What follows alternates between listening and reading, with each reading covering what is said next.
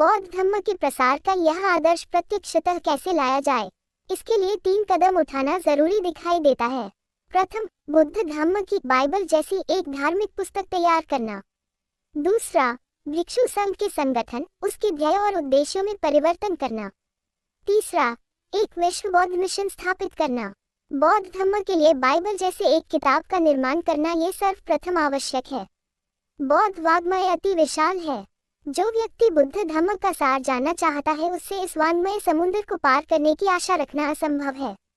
बुद्ध धर्म की तुलना अन्य धर्मों में अधिक लाभ पहुंचाने वाली बात यह है कि उनकी अपनी ऐसी एक ही धर्म पुस्तक है कि कोई भी आदमी उसे सहजता से अपने साथ रख सकता है और जी चाहे तक पढ़ सकता है। ये बहुत ही सुविधाजनक बात होती है। ऐसी सुविधाजनक धर्म पुस्तक के अभाव में बुद्ध धर्म की हानि होती है। एक धर्म ग्रंथ से जो आशा की जाती है वह भूमिका निभाने में भारतीय धर्मपद असफल रहा है। प्रत्येक महान धर्म का निर्माण श्रद्धा की आधारशिला पर किया गया है, किंतु श्रद्धा को यदि सांप्रदायिकता और अमूर्त तत्वों के रूप में पेश किया तो वह पचता नहीं। श्रद्धा के लिए जिससे कल्पना शक्ति जुड़ जाए, ऐसी कोई कल्पित कथा या वीर गाथा अथवा शिक्षा की, जिसे आधुनिक पत्रकारी में कहानी कहते हैं, जरूरत होती है। धर्मपद इस तरह किसी कहानी में गुंथा हुआ नहीं है, वह अमूर्त तत्वों के सहारे श्रद्धा को बढ़ाना चाहता है। बौद्धों के इस प्रस्तावित धर्म ग्रंथ में ये कुछ होना चाहिए।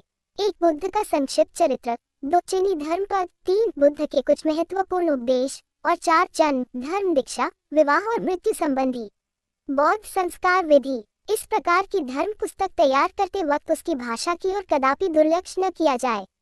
उसकी रचना में भाषा का प्रयोग इस प्रकार होना चाहिए कि उससे वह भाषा जीती जागती लगे।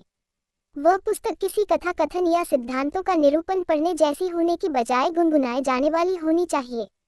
भाषा की रचना शैली सहजगम्य, भाव विभोर तथा मोहित करने वाली होती चाहिए। एक हिंदू सन्यासी और बौद्ध भिक्षु में जमीन आसमान का अंतर होता है। हिंदू सन्यासी को संसार से कोई वास्ता नहीं होता, संसार की दृष्टि में वह मर जाता है। एक भिक्षु का हर एक दृष्टि से संसार के साथ नाता होता है। वस्तुस्थिति ऐसी होने से एक प्रश्न उठता है, किस उद्देश्य को सामने रखकर बुद्ध ने भिक्षु संघ का निर्माण करने की कल्पना की? भिक्षुओं का एक अलग समाज स्थापित करने की क्या आवश्यकता थी? इसका एक उद्देश्य यह था कि बौद्ध सिद्धांतों में संग्रहित आदर्शों के अनुसार जीवन व्यतीत करने वाले लोगों का एक ऐसा समाज बनाया जाए जो उपासकों के लिए एक नमूने के रूप में काम आए। बुद्ध को इस बात का पता था कि जनसामान्य को बुद्ध के आदर्शों का साक्षात्कार करना संभव नहीं था, परंतु इसी के साथ वे ये भी चाहते थे कि सामान्य जन इन आदर्शों को जाने और यह भी कि उनके समक्ष इन आदर्शों पर अमल करने के लिए वचनबद्ध समाज का उदाहरण रखा जाए। इसलिए उन्होंने भिक्षु संघ का निर्माण किया और उसे विनय के नियमों से बांध दिया। परंतु इसी के साथ उनके मन में अन्य भी उद्देश्य थे जिनके कारण उन्होंने संघ की स्थापना करने का विचार किया। उनमें से एक ये था कि उपासकों के लिए सही पक्षपात रहित मार्गदर्शन करने वालों का एक संगठन किया जाए। इसी वजह से उन्होंने भिक्षुओं को संपत्ति का संग्रह करने से मना किया। स्वतंत्र चिंतन और स्वतंत्र आचरण करने में संपत्ति का स्वामित्व सबसे बड़ी बाधाओं में से एक है। भिक्षु संघ स्थापित करने का बुद्ध का दूसरा उद्देश्य ये था कि एक ऐसा समाज स्थापित किया जाए जो जनता की सेवा करने में बिल्कुल स्वतंत्र हो। इसीलिए वे चाहते थे कि भिक्षु विवाह न करें। क्या आज का भिक्षु संघ इन आदर्शों पर चलता है? इसका जवाब जोरदार न में है। वह न तो जनता का मार्गदर्शन करता है और न ही उसकी सेवा। इसलिए भिक्षु संघ अपनी मौजूदा हालत में बुद्ध धर्म के प्रसार कार्य के बिल्कुल योग्य नहीं है। पहली बात तो यह है कि भिक्षुओं की संख्या भी अत्यधिक है। उनमें से साधु सन्यासियों जैसी ध्यान धारणा में व्यस्त रहने वालों की या तो फिजूल वक्त बर्बाद करने वालों की संख्या भी बहुत भारी है। उनमें न तो विद्वत्ता है, न ही सेवा भाव। जब किसी को पीड़ित मानवता की सेवा करने का ख्याल आता है तो हर कोई रामकृष्ण मिशन को ही याद करता है। बौद्ध संघ को कोई याद नहीं करता। आखिर सेवा करना किसका श्रद्धा में कर्तव्य होना चाहिए, संघ का या रामकृष्ण मिशन का? इसके बारे में किसी को भी कोई संदेह नहीं हो सकता। फिर भी संघ बेकार लोगों की एक सेना है। हम संख्या में कम भिक्षु चाहते हैं और चाहते हैं कि वे ऊंची कोटि के विद्वान हो।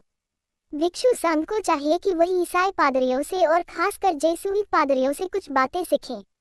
एशिया में ईसाई धर्म का फैलाव विद्या और चिकित्सा द्वारा की गई सेवाओं से हुआ है। ईसाई धर्म के लिए यह इसलिए संभव हुआ कि ईसाई पादरी न केवल अपने धर्म के ज्ञानी होते हैं, बल्कि वे कला और विज्ञान में भी प्रवीण होते हैं। वास्तव में पुराने काल से भिक्षुओं का यही आदर्श रहा है।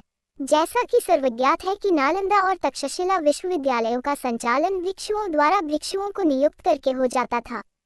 स्पष्ट है कि वे जरूर विद्वान लोग होंगे और यह भली भांति जानते होंगे कि अपने धर्म के प्रसार के लिए सामाजिक सेवा अत्यावश्यक है। आज के भिक्षुओं को अपने पुराने आदर्श की ओर लौटना चाहिए। आज की स्थिति में पाया जाने वाला संघ जनता की इस प्रकार सेवा नहीं कर सकता है और न ही लोगों को अपनी ओर आकर्षित कर सकता है। एक मिशन स्थापित किए बिना बुद्ध धम्म का फैलाव होना संभव नहीं। जिस प्रकार शिक्षा देनी पड़ती है उसी प्रकार धम्म का भी प्रचार करना जरूरी होता है। प्रचार का कार्य बिना मनुष्यों के और बिना धन से नहीं किया जा सकता। इसकी पूर्ति कौन कर सकता है? अर्थात वे ही देश इसकी पूर्ति कर सकते हैं जहां बौद्ध धम्म एक जीवित धर्म है। वे ही देश हैं जिनको कम से कम प्रचार के आरंभिक काल में आदमी और धन जुटाने चाहिए। क्या वे ऐसा करेंगे? बुद्ध धम्म के फैलाव के लिए आवश्यक जोश उनमें दिखाई नहीं देता है। दूसरी ओर बुद्ध धम्म के प्रसार के लिए प्रस्तुत समय बिल्कुल अनुकूल सा दिखाई देता है। एक समय था जब धर्म आदमी के उत्तराधिकार का अंग हुआ करता था। एक समय था जब कोई लड़का या लड़की अपने माता पिता की पैतृक संपत्ति के साथ साथ उनके धर्म को भी उत्तराधिकार में पाते थे। तब धर्म के गुण और अवगुणों की परख करने का सवाल ही नहीं उठता था। कभी कभी कोई उत्तराधिकारी यह प्रश्न तो उठाता था कि क्या वह पैतृक संपत्ति प्राप्त करने योग्य भी है, परंतु ऐसा कोई उत्तराधिकारी नहीं था जो ये प्रश्न करता कि क्या उसके माता पिता का धर्म अपनाने योग्य है। लगता है कि अब समय बदल चुका है। संसार भर में अब बहुत से लोगों ने उत्तराधिकार में पाए जाने वाले अपने धर्म के बारे में प्रश्न करने का अद्भुत साहस दिखाया है। बहुत से लोग उन पर पड़े वैज्ञानिक अन्वेषण पद्धति के प्रभाव के कारण इस नतीजे पर पहुंचे हैं कि धर्म एक गलती है और उसका त्याग करना जरूरी है। दूसरे ऐसे लोग हैं जो मार्क्स की साम्यवादी शिक्षा के कारण इस नतीजे पर पहुंचे हैं कि धर्म एक अफीम है जो निर्धनों को धनवानों के प्रभुत्व के सामने सर झुकाने पर मजबूर करता है और इसलिए उसको फेंक देना चाहिए। कारण चाहे कुछ भी हो, ये सत्य है कि धर्म के बारे में लोगों के मन में जांच पड़ताल करने की भावना पैदा हो चुकी है और सोचने का साहस करने वालों के मन में तो सबसे पहले ये भी प्रश्न उठते हैं कि क्या कोई धर्म अपनाने योग्य है भी, और यदि है तो कौन सा। अब समय आया है, अब जरूरत है दृढ़ संकल्प की। यदि वे देश जो बौद्ध हैं बुद्ध धम्म के प्रसार का संकल्प बढ़ाते हैं तो ये कार्य कठिन नहीं होगा। उन्होंने इस बात को जरूर महसूस करना चाहिए कि केवल एक अच्छा बौद्ध होना ही किसी का कर्तव्य नहीं है, बल्कि उसका कर्तव्य है कि वह बुद्ध धर्म का प्रसार भी करें। उन्हें यह मानना ही होगा कि बुद्ध धम्म